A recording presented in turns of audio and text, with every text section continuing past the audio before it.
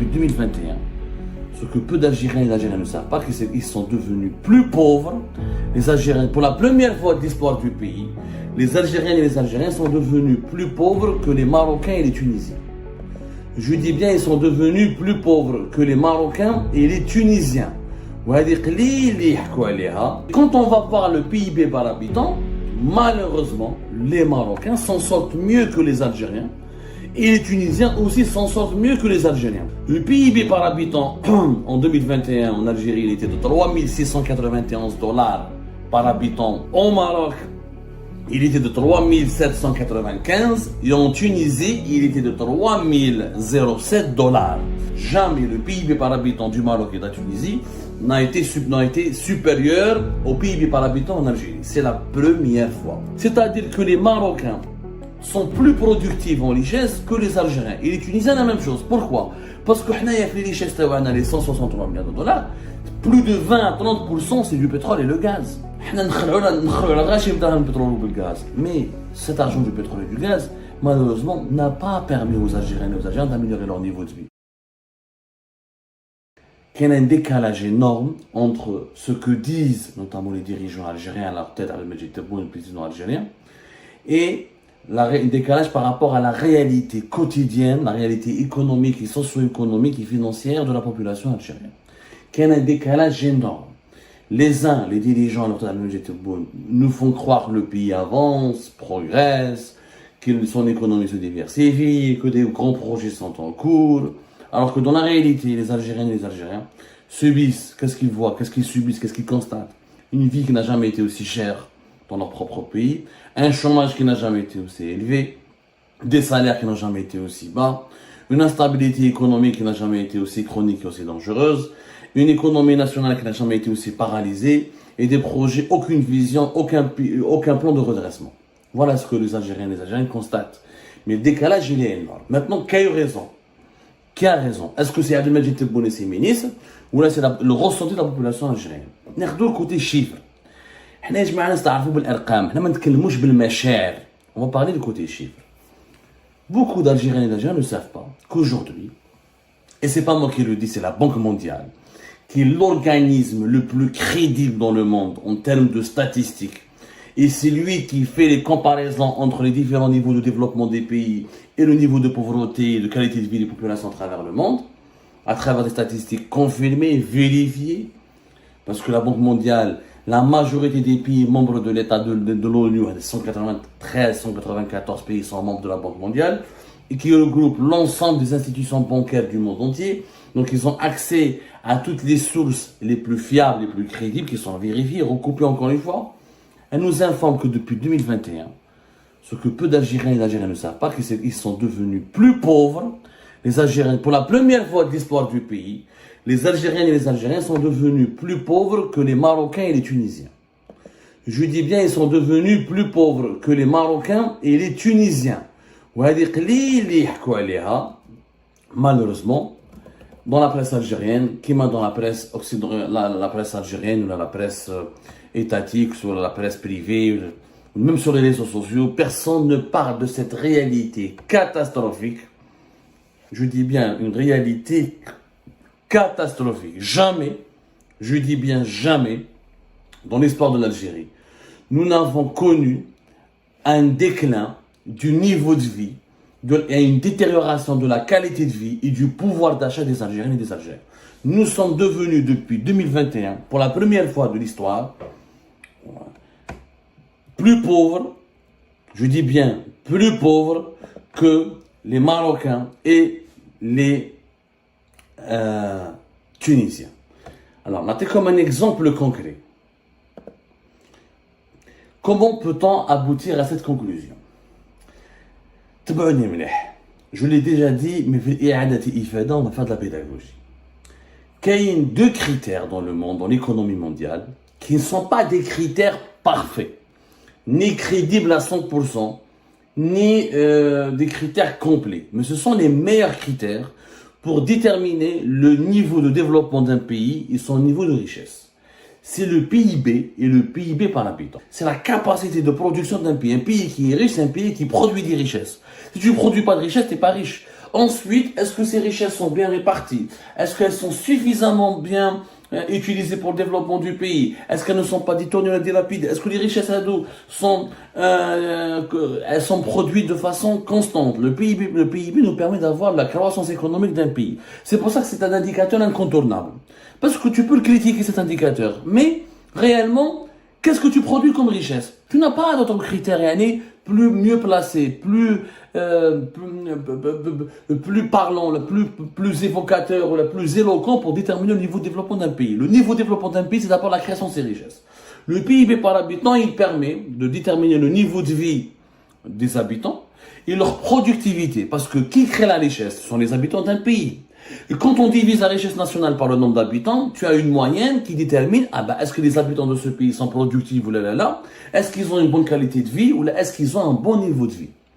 L'Algérie, quand on prend les richesses nationales, toutes les richesses nationales que nous créons, effectivement, l'Algérie paraît plus riche que la Tunisie et le Maroc. L'Algérie a produit 163 milliards de dollars de richesse, alors que le Maroc a produit 142 milliards de dollars de richesse, et la Tunisie, un pays encore, une richesse beaucoup moins importante, 46 milliards de dollars de richesse. Sauf qu'en Tunisie, la population elle est modeste. La population de la Tunisie, c'est 12 millions et quelques. La population du Maroc, elle est à 36 millions. C'est 37 millions. L'Algérie, nous sommes à 46 millions d'habitants. Cela signifie quoi? Cela signifie que lorsque nous essayons d'avoir le PIB, lorsqu'on calcule le PIB, qu'on ait de la richesse nationale, entre l'Algérie et le Maroc, par exemple, il y a une différence de 12%. L'Algérie est plus riche que le Maroc de 12%. Mais quand on va voir le PIB par habitant, malheureusement, les Marocains s'en sortent mieux que les Algériens et les Tunisiens aussi s'en sortent mieux que les Algériens. Pourquoi? Le PIB par habitant en 2021 en Algérie, il était de 3 691 dollars par habitant durant toute l'année 2021. Au Maroc, il était de 3 795 et en Tunisie, il était de 3 007 dollars. Et c'est la première fois, jamais, je dis bien, depuis l'indépendance, jamais le PIB par habitant du Maroc et de la Tunisie n'a été supérieur au PIB par habitant en Algérie. C'est la première fois. Ou تقدروا تشوفوا les statistiques تقدروا تشوفوا toutes les statistiques de la Banque mondiale, il y a des schémas, il y a des infographies, vous allez voir que l'Algérie a toujours été, les Algériennes et les Algériens ont toujours eu un meilleur niveau de vie, une meilleure qualité de vie, ils étaient plus riches que les Tunisiens et les Marocains. C'est la première fois que nous sommes devenus plus pauvres, légèrement plus pauvres, 3 691 dollars par an, c'est une moyenne, pour 3 800 dollars par an pour les Tunisiens et 3 595 dollars pour les Marocains. Comment est-ce possible? Eh bien c'est simple, pour un pays de 45, pratiquement on sera 46 millions d'habitants, le niveau de richesse que nous créons, il est insuffisant pour couvrir tous les besoins de notre population. Il n'est pas normal qu'un pays de 46 millions d'habitants ne produise que 163 milliards de dollars de richesse en 2021. Alors que les Marocains, 37 millions d'habitants, ils ont produit 142 milliards de dollars. C'est-à-dire que les Marocains sont plus productifs en richesse que les Algériens. Et les Tunisiens, la même chose. Pourquoi? Parce que les richesses, les 163 milliards de dollars, plus de 20 à 30%, c'est du pétrole et le gaz. C'est les exportations du pétrole et du gaz. Or, le pétrole et le gaz, ce n'est pas une richesse que nous créons. C'est une richesse naturelle. C'est juste leur exportation, leur extraction et leur exportation vers l'étranger. Et en les exportant quelques dérivés du pétrole et du gaz, on considère que donc ça fait partie du PIB. Ça fait partie des richesses qui sont produites par an. Mais ça représente plus de 20%. Les Tunisiens et les Marocains n'ont pas le gaz et le pétrole, et c'est normal que nous sommes plus riches qu'eux. Mais qui n'a le pétrole ou le gaz, on sera plus pauvre que le Maroc. Mais malgré notre pétrole et notre gaz, on ne l'utilise pas suffisamment pour financer d'autres activités économiques. C'est pour ça que notre croissance économique du pays elle est faible. Et c'est pour ça que quand on divise les richesses nationales par le nombre d'habitants, on a une moyenne plus faible. On a un PIB par habitant plus faible que le Maroc et la Tunisie. Et donc, réellement, nous sommes devenus plus pauvres que les Marocains et les Tunisiens parce que ça ne nous suffit pas. Ça ne va pas. Ça ne nous suffit pas.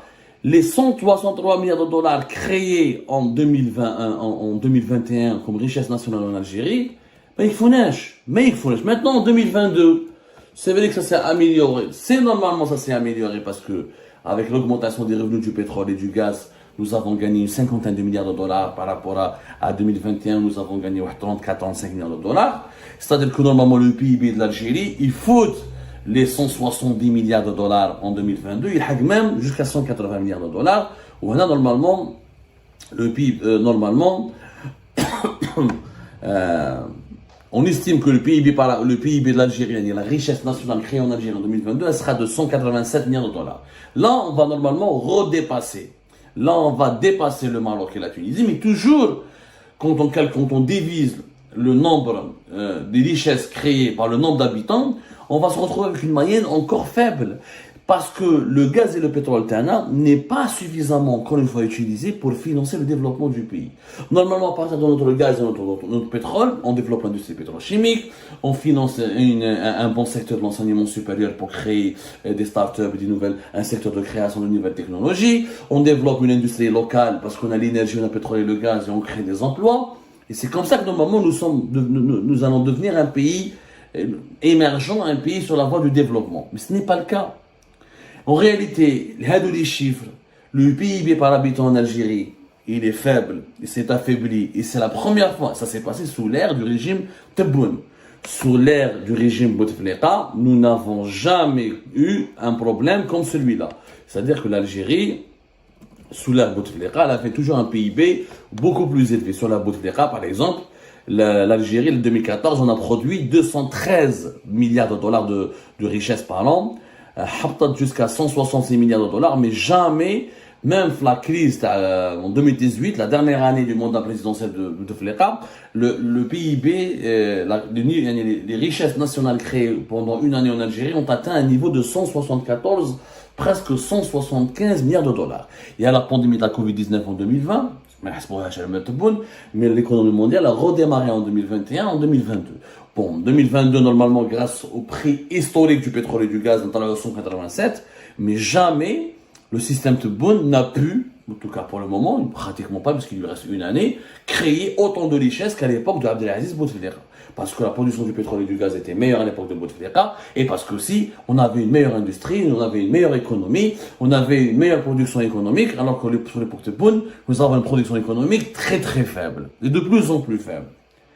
Mais Hadi, واحد ما يهضر عليها c'est que حنا نخلعوا على غاشي بدراهم البترول والغاز. Mais cet argent du pétrole et du gaz, malheureusement, n'a pas permis aux Algériens et aux Algériens d'améliorer leur niveau de vie. Au contraire, en tout cas en 2021, on attendra les chiffres à 2022, on verra pour comparer encore davantage. Il y a certainement une légère amélioration, mais elle restera légère pour un pays qui a autant de richesses. Il n'est pas normal que les Algériens et les Algériens ne soient pas 2 ou 3 fois plus riches que les Marocains et les Tunisiens. Avec un pays aussi vaste, avec beaucoup plus de richesses que le Maroc et la Tunisie, non seulement le pétrole et le gaz, mais aussi d'autres richesses minières. D'autres richesses minières et beaucoup plus de potentialité économique et humaine que le Maroc et la Tunisie. والله يا جماعه كان نحو البترول والغاز غنولوا بالك plus pauvre que le Soudan ou l'Éthiopie. Et alors là, l'Éthiopie a une croissance économique importante. Mais ça reste un pays pauvre parce qu'il a plus de 100 millions d'habitants, il y a une instabilité politique, il y a des problématiques climatiques, etc. Donc c'est ce qui fait que la croissance économique de l'Éthiopie a fait sortir beaucoup de personnes de la pauvreté, mais n'a pas permis au pays de se débarrasser définitivement de la pauvreté. Au contraire, on n'a jamais été aussi pauvre. Depuis la fin de la décennie noire, nous n'avons jamais été aussi pauvres. Et maintenant, nous avons un PIB par habitant qui est en train de chuter de plus en plus parce que le nombre de la population algérienne augmente de plus en plus, alors que dans la croissance économique, elle est de plus en plus faible.